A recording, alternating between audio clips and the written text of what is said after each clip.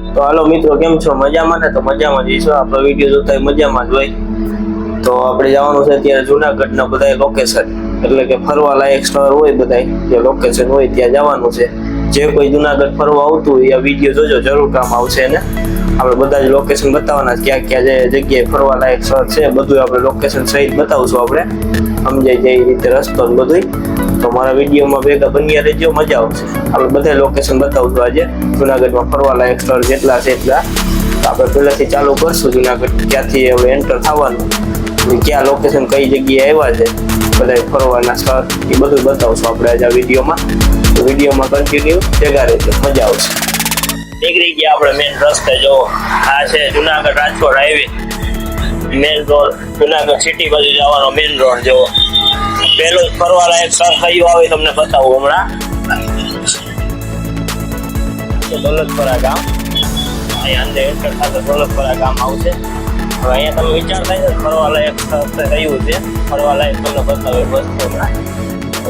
સિટીમાંથી આવતું હોય ને કંટાળી ગયું હોય ને સિટીમાં રહી રહી, તો અહીંયા શાંતિનો અનુભવ જોતો હોય તો આ જગ્યાએ આવતું રહેવાનું. જો તમને બતાવો હમણાં શાંતિ વાતાવરણ. જો અહીંયા આવતા શાંત થઈ ગયું બધું. અહીંયાથી તમે અંદર જાઓ ને તો આખા તમને જો ગાડીઓ પડી છે અહીંયા. ગાડીમાં તમને અંદર જંગલમાં ચક્કર મરાવશે. તે આપણે સાસણગીરમાં આવેલું છે. અંદર તમને બતાવો, મહાદેવનું મંદિર બતાવો. તો તમે અહીંયાનો નજારો, અહીંયા પણ આવવા જેવું છે. મહાદેવનું મંદિર આવેલું છે, ગૌશાળા મંદિર. આખો વિડીયો આવે ચેનલ ઉપર આવેલો જ છે, મૂકેલો જ છે મેં. જંગલનો અનુભવ લેતા હોય જરૂર અહીં આવજો. મજા આવતી હોય આ લોકેશન ઉપર જરૂર આવજો. સકલબાગ જોવું જો આ ફરવા લાયક બીજું સ્થળ.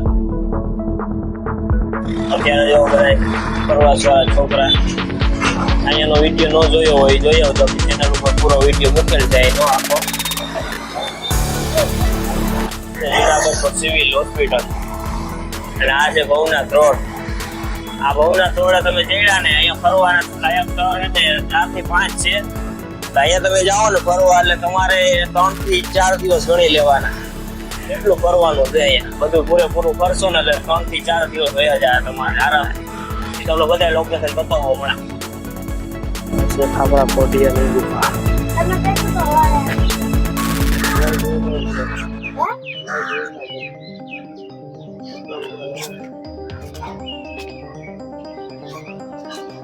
ખાબરા કોટિયા વાળી ગુફાનો રસ્તો જો અહીંયાથી જવે આપણે ઉપરકોટ.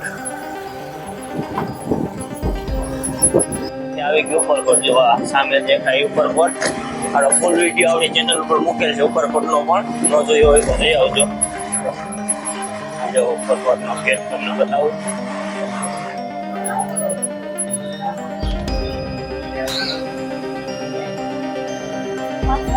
એટલે અહીંથી જાય કહેવાય વિલિંગ ડેમ રસ્તો. તો વિલિંગ ડેમે જાય, વિલિંગ ડેમ વાળો રસ્તો. હાલ વિલિંગ ડેમે જાય આપણે. ગેટ આવી ગયો વિલિંગ ડેમ વાળો. થઈ ગયા અહીંયા આવો એટલે તમને ચેક કરશે. પ્લાસ્ટિક નથી ને આવો બાવો નથી, ચેક કરી ભાઈ જો અંદર એન્ટર થવાનું. અહીંયા આવશો એટલે એટલું મસ્ત શાંત વાતાવરણ અહીંયા પણ છે. જો તમે અંદર જંગલવાળા વિસ્તારમાં તમે આવતા હોય તો આપણી મોજ કરવા આટલું પ્લાસ્ટિક લઈને આવતા હોય તો બીજાની પક્ષી ને પ્રાણીની મોજ ન વિખાય ત્યાં ધ્યાન રાખજો. પ્લાસ્ટિક ન લઈ આવતા. છે દાતારનો રસ્તો, અહીંયાથી ઉપલા દાતારે જવાય.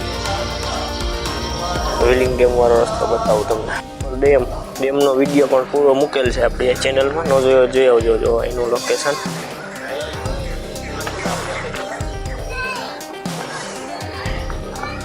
આ પગથિયા દેખાય ઉપલા દાતારના છે. અહીંયાનું પણ વાતાવરણ તમે જુઓ અત્યારે.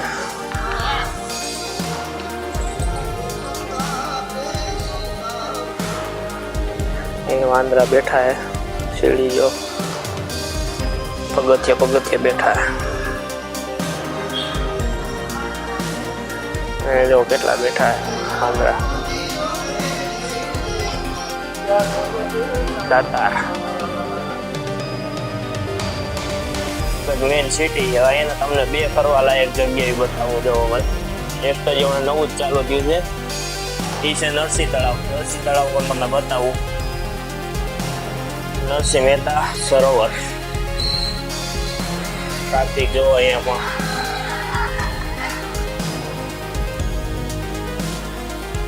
અહીંયાનો પણ આપણે ફૂલ વિડીયો મૂકેલ છે હમણાં ટૂંક ટાઈમ પહેલા જ ઓપનિંગ થયું છે અહીંયાનું અહીંયાનો પણ વિડીયો મૂકેલ છે ન જોયો હોય તો જોઈ આવજો આખો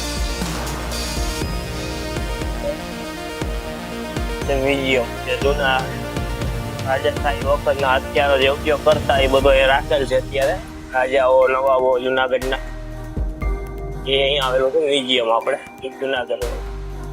જુનાગઢનું મ્યુઝિયમ જો રાજા સાહેબ વખતના બધા કપડા હથિયારો બધો અહીંયા રાખેલ છે જૂનું બધી યાદી એકવાર જરૂર આવજો અહીંયાનો વિડીયો આપણે આઈડીમાં નથી મૂકશું ક્યારેક આ જો મ્યુઝિયમનો રસ્તો બહાર નીકળવાનો